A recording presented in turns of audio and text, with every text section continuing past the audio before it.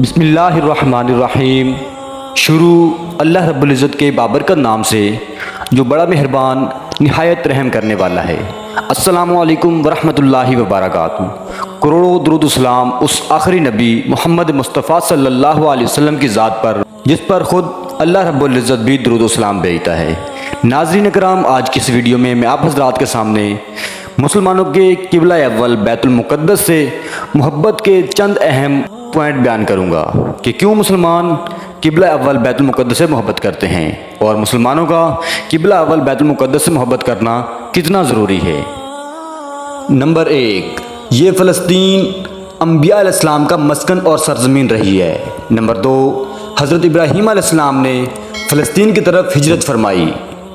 Number 3، اللہ تبارک و تعالیٰ نے حضرت لوط علیہ السلام کو اس عذاب سے نجات دی جو ان کی قوم پر اس جگہ نازل ہوا تھا۔ نمبر 4، حضرت داؤد علیہ السلام نے اسی سرزمین پر سکونت رکھی اور یہیں اپنا ایک محراب بھی تعمیر فرمایا۔ نمبر 5، حضرت سلیمان علیہ السلام اسی ملک میں بیٹھ کر ساری دنیا پر حکومت فرمایا کرتے تھے۔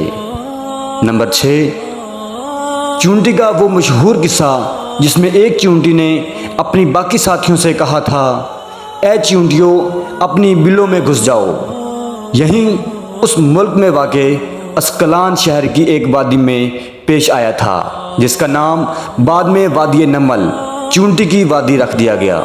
نمبر 7، حضرت زکریا علیہ السلام کا محراب بھی اسی شہر میں موجود ہے۔ نمبر 8، حضرت موسیٰ علیہ السلام نے اسی ملک کے بارے میں اپنے ساتھیوں سے کہا تھا کہ اس مقدس شہر میں داخل ہو جاؤ۔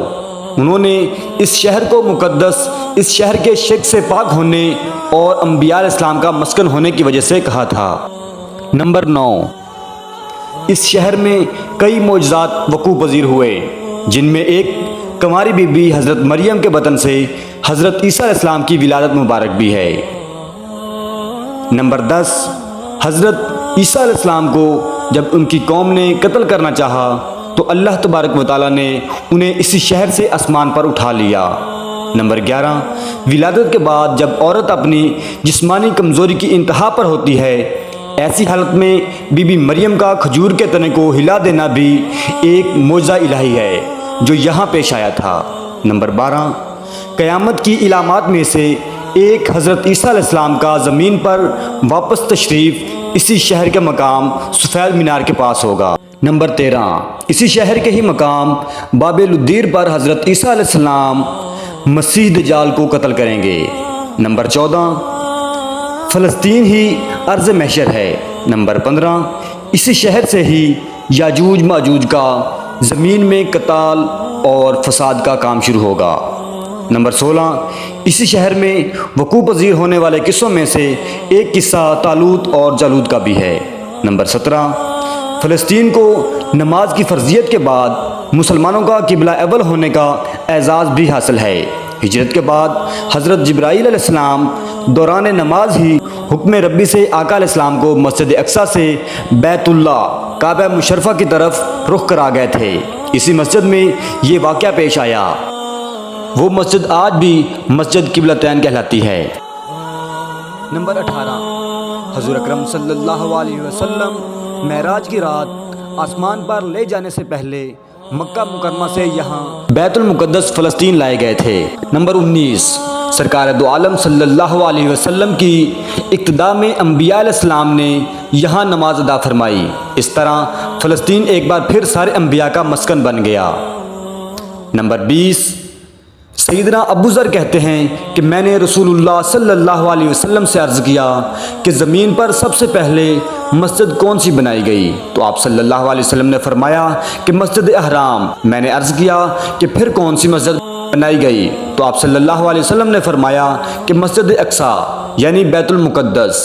میں نے پھر عرض کیا کہ ان دونوں کے درمیان کتنا فاصلہ تھا؟ آپ صلی اللہ علیہ وسلم نے فرمایا کہ 40 برس کا، اور تو جہاں بھی نماز کا وقت پالے وہی نماز ادا کر لے، وہ مسجد ہی ہے۔